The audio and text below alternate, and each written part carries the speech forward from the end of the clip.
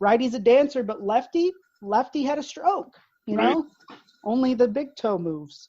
Yeah, lefty got chopped off from diabetes, you know, like. Yeah. Diabetes is also huge in Australia and New Zealand. They love it there. They love it. It's a status symbol. Do you have enough money to afford the insulin? Habits? Because most people don't. Not anymore. Not in this country. I don't know how it is in Australia. I don't know if they have. I think they have I think we're the only people that really don't have some sort of public health care system. So I assume that they have one.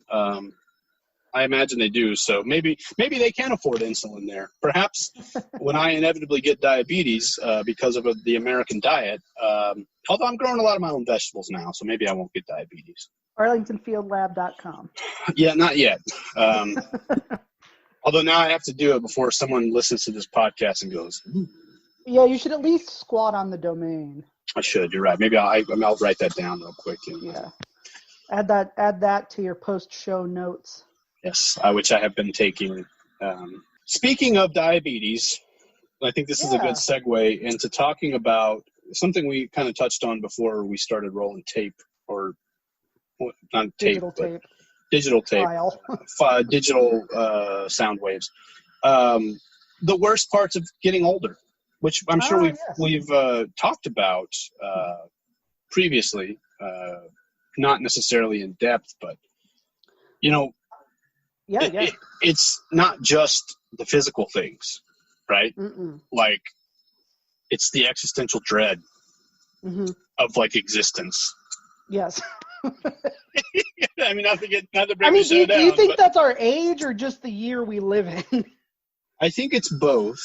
I didn't have as much existential dread during the Obama administration, but I was also younger during the Obama administration. Yeah, and it did. We weren't in the middle of the pandemic. We didn't have a absolute fucking psychopath as the president, who was destroying norms and alliances and all kinds of things that keep the world like from engulfing itself in flames. Again, which we've done before. I think all of that plays into it, but for me, it's like realizing, like I was talking to someone the other day and we were talking about money, and I was like, well, but here's the thing, money's not real. And then they responded with, well, nothing is real. And I was like, you're right. I was like, nothing is real. I was like, everything is made up. Like, we literally, as a society worldwide, were like, here's the thing. And enough people were like, yes, that's the thing. And money's not tied to anything. And even if it was, what the fuck is gold? I mean, it's part of a dead star, which is pretty fucking cool, I think. But is it? Yeah, apparently like gold and like precious metals like get shot out of stars and shit like when the universe is forming, which is pretty fucking dope. Yeah, I was I would. If you're gonna tie something, if you're gonna tie money to something, then let it be that, right? Let it be a dead star. But yes, I think the more that people realize how our systems have failed us, the more that existential dread kind of creeps in, right? At least for me, and I don't think I'm alone in feeling that and thinking that. No, I feel terrible all day, every day. Yeah, I mean, there are moments where I'm happy. Like now, I'm like, I'm happy now. This is very funny. And then, like, as soon as I log off, I'm like, everything is going to shit, and I'm going to kill myself tomorrow. You know, like Richie Tenenbaum. Yes, exactly. Yeah. And then you decide. And then I just do it. Let's do it today. You know what? Why wait? Why wait? Treat yourself. Why put it off till tomorrow? Why put off till tomorrow what can be done today? Suicide. That's why I've been sharpening this knife. No, just kidding. During the whole show. Please don't. Welcome to the last episode of Team Hurricane. I'm going to walk into a volcano, slit my wrist, and say no. John Hughes style. Like his hero, John Hughes. Famed misogynist and racist, John Hughes. Yes. What about you? All right, speaking of John Hughes, Weird Science. Racist as fuck. Yes. Yeah. Like the scene where they go to the jazz club and like Anthony Michael Hall gets high and starts. And he starts talking. Yes. Mm-hmm. using a black kind of dialect. Anyway, getting older. Well, getting older actually lets you look back on those movies and go, oh dear, no. We have aged out of this. All right. Well, I can say one thing that I'm really hating about getting older. I no longer sleep through the night without having to get up to go to the bathroom. Yes. I agree. And if I have a soda, like anywhere between the hours of like 7 and 8 or 7 and 9, I'm absolutely getting up in the middle of the night. I just know it. Yeah. I've tried drinking less before bedtime. Here's the fucked up part. I can pee, drink no more fluids, go back to sleep for another 4 hours, and wake up still having to piss like a racehorse. Yep. Where did it come from, Dale? Yep. I'm with you. I'm with you on that. For me, also arthritis in my knee. I'm 37. I shouldn't have arthritis in my knee. But here we are. Going bald. I miss my hair too. And like, I didn't even know how much I was going to miss my hair, right? Like, because I took it for granted for so long. Like I cut it so short for all those years because I remember. I was like, yeah, fuck it. I don't want to have. Now I'm like, why did I do that? I have the rest of my life to have short or no hair. I should have had long flowing locks for the first 20 years of my life. Have you found any gray pubes yet? I don't know about pubes, but chest hair, yes. Yeah, I think I'm kind of in the same boat. I've definitely got plenty of gray in my beard now. Oh, yeah, me too. Like both the... I was noticing that earlier. Yeah, you've got like a real white patch, like a Mr. Fantastic strip of white there. Both right below my ears. Yep. Yes, it gets very... But and it's gray everywhere. There's like patches, like shoots of gray everywhere. But like right there for sure, it is definitely. And I noticed that about 2 years ago. I was like, "Oof, it's really getting gray over here." Yeah. But I don't mind that so much. I would prefer to have gray hair than no hair. Yeah. And honestly, I'm looking forward to the day my pubes turn gray. It would give them a little je ne sais quoi, give them more distinguished. Sure, yeah. It goes from being like, look at this like young whippersnapper to like, right this way, sir. A regal dick. Yes. Small but regal. Yeah. That's what my Indeed review says about my dick. I think also the fact that I can't eat whatever I want anymore is really bad. Oh, yeah. I have to be real careful about pretty much everything, but especially anything with tomato in it. Like, even if the tomatoes are fresh, they will still give me heartburn like a motherfucker. Yeah. I don't know if I've talked about it on the show, but I've had some digestive issues. It's pretty good right now because I'm taking like an extra strength acid reducer. But another joy of American healthcare, I can't get in to see my specialist until September. Nice. I got my referral in July, and they called early July, and they were like, "Yeah, so our first opening is September 2nd." And I was like, "Well, I mean, I guess I'll take it." So, right. Let me know if something opens up in the meantime. So I don't know what's going on with it, but yes, I also I was getting. It wasn't just heartburn though. It was like I felt like a pain in my lower abdomen, which you get older, and those kind of pains. Those pains you don't know about can be terrifying because you don't know what they are, Yeah.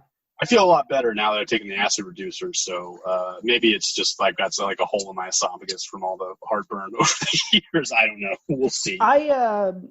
Okay, yeah, that's another thing. I have like a whole handful of pills I take every day. Some are supplements, but for the most part, they are prescribed medications, which I didn't have to do 10 years ago.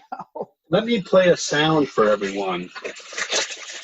That's my medicine bag of fucking pills and like allergy medicine and Advil. It looks like a D&D dice bag. It is. Maybe that was the intention, but I guess I could roll 20 on something. Roll 20 on arthritis. I'm going to roll an arthritis check. Oh, critical hit. Got it. Oh, nice. How does he keep rolling 20s? Just his luck, I guess. Lucky guy. Yeah. Well, he's a real lucky guy. He's got arthritis. Always hitting those 20s. I'm taking you to Vegas, baby, but we're only going to bet on your arthritis. Cool. I'm going to need a cane to walk up and down the strip. Or a little rascal. Which are probably pretty prevalent in Vegas, to be honest with you. Oh, Probably yeah. like if there isn't a rascal renting station in Vegas, there should be, and we should be the people to do it. Is what I'm saying. Let's take our boldness out to Vegas and be with our people. That's true. I mean, not right now. It is when. That's why old people are there. Not right now because COVID and all that. But yeah. But once it's safe to be around people again, I think it's finally time you and I started that little rascal business we've been talking about since we were teenagers. Team Hurricane, rent your rascal. If not now, when? Right, right. Follow your dreams, because let me tell you something, kids. You don't have the rest of your life like you thought you did. Life is fleeting and painful. We should have done this in our 20s, but we were too cowardly to make the leap. I mean, to be fair, I will say, like, let's flip it around. There are some good things, I think, for me about getting older. You kind of mentioned expectations. Was that for sure? I definitely live more in the, like, you know what? Yes, I do live in a shitty house in Arlington, Texas, but I got a great garden. I love my kids. But also for me, I've gotten a very much like, well, I don't really give a fuck what you think attitude. Like, I know who I am at 37. Like, I'm comfortable with that. And I don't really care if you like it or not. Like, this is how it is.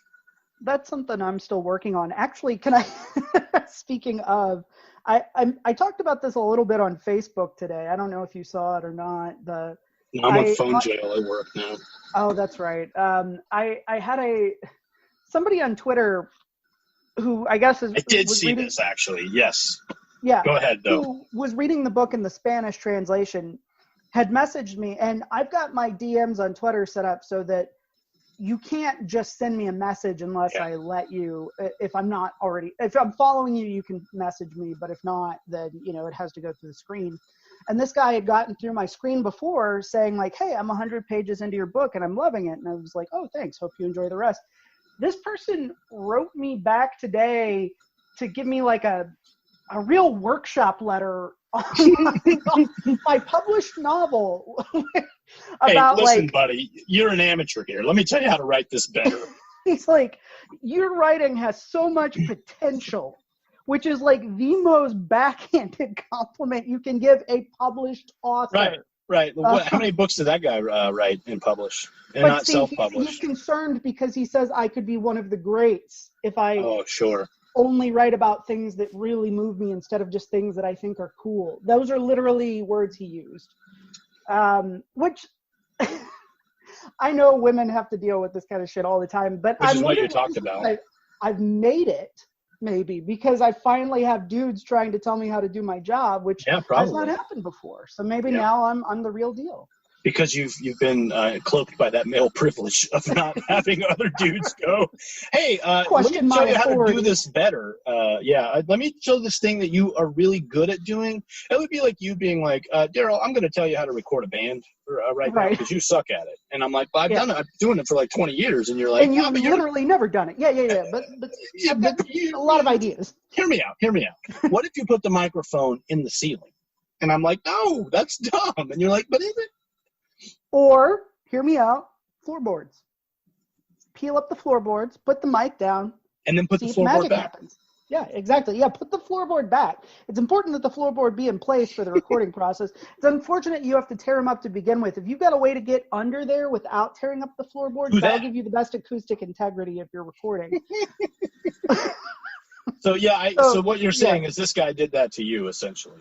Yeah, kind of. I mean, and I forget why we got on this. Just as far as what were we talking about before I interrupted? Something you said made me think about it. I wasn't just trying to hijack it. I don't remember. I don't care. But this is your show too. But what the fuck? All right, it's like it's okay if you didn't like all the book or if you only liked some parts of it. Like, you're definitely entitled to your opinion. But why did he need to like bring it to you to be like, oh, you could be so much better? It's like, I don't need a pep talk. First of all, you didn't actually read my book. You read my book in translation. So you don't actually know what my writing is like.